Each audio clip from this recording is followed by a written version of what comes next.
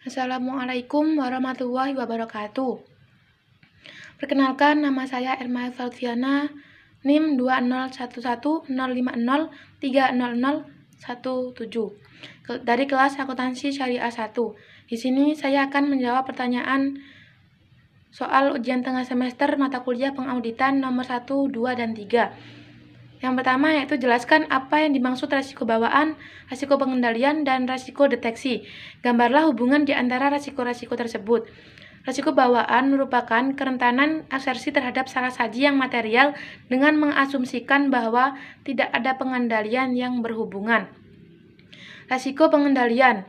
Resiko pengendalian merupakan resiko bahwa suatu salah saji yang material yang akan terjadi dalam asersi tidak dapat dicegah atau dideteksi secara tepat waktu oleh pengendalian perusahaan. Resiko deteksi. Resiko deteksi merupakan resiko bahwa auditor tidak dapat mendeteksi salah saji yang material dalam suatu perusahaan. Resiko ini merupakan fungsi keefektifan prosedur audit dan aplikasinya oleh auditor. Hubungan antara resiko-resiko tersebut yaitu untuk mengurangi resiko audit pada tingkat rendah yang dapat diterima, dibutuhkan resiko deteksi yang dapat diterima cukup rendah saat resiko bawaan dan pengendaliannya cukup tinggi. Sebagai contoh, jika struktur pengendalian internal efektif dalam mencegah atau mendeteksi adanya sejumlah kesalahan, misalnya resiko pengendaliannya rendah, maka auditor dapat melakukan pengujian substantif yang sedikit efektif atau resiko deteksinya tinggi.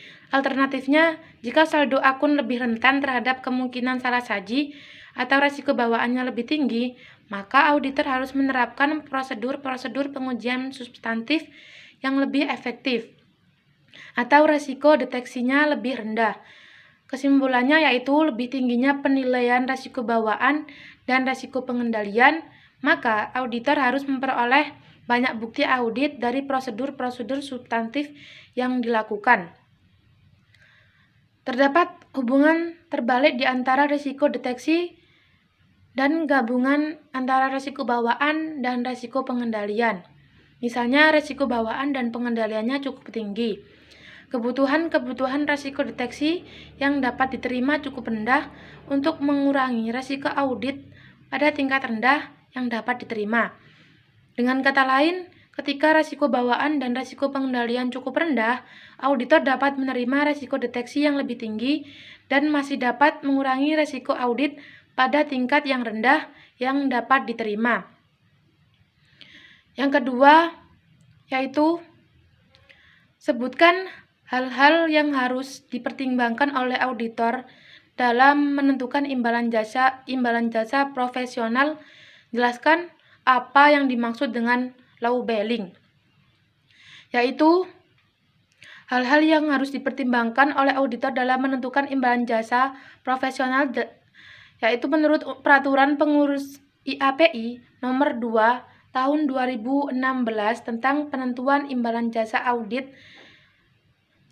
Yang harus dipertimbangkan yaitu yang pertama, kebutuhan klien dan ruang lingkup pekerjaan. Yang kedua, waktu yang diperlukan dalam setiap tahapan audit. Yang ketiga, tugas dan tanggung jawab menurut hukum. Yang keempat, tingkat keahlian dan tanggung jawab yang melekat pada pekerjaan yang dilakukan. Yang kelima, tingkat kompleksitas pekerjaan. Yang keenam, yaitu jumlah personel dan banyaknya waktu yang diperlukan dan secara efektif digunakan oleh anggota dan stafnya untuk menyelesaikan pekerjaan. Yang ketujuh yaitu sistem pengendalian mutu, dan kedelapan, basis penetapan imbalan jasa yang disepakati. Labelling adalah auditor menetapkan audit fee atau harga auditor yang lebih rendah ketika klien pertama kali mendaftar, yang bertujuan untuk mendapatkan klien yang lebih banyak dan lebih cepat.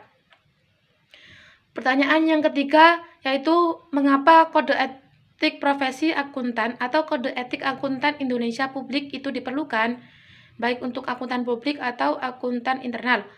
Jawabannya, untuk meningkatkan profesi akuntan publik di Indonesia, terutama dalam meningkatkan kompetensi, kualitas, daya saing, dan profesionalisme akuntan publik, sehingga profesi akuntan publik di Indonesia dapat selalu mengikuti dan memenuhi tuntutan perkembangan zaman. Sekian dari saya, kurang lebihnya mohon maaf. Wassalamualaikum warahmatullahi wabarakatuh.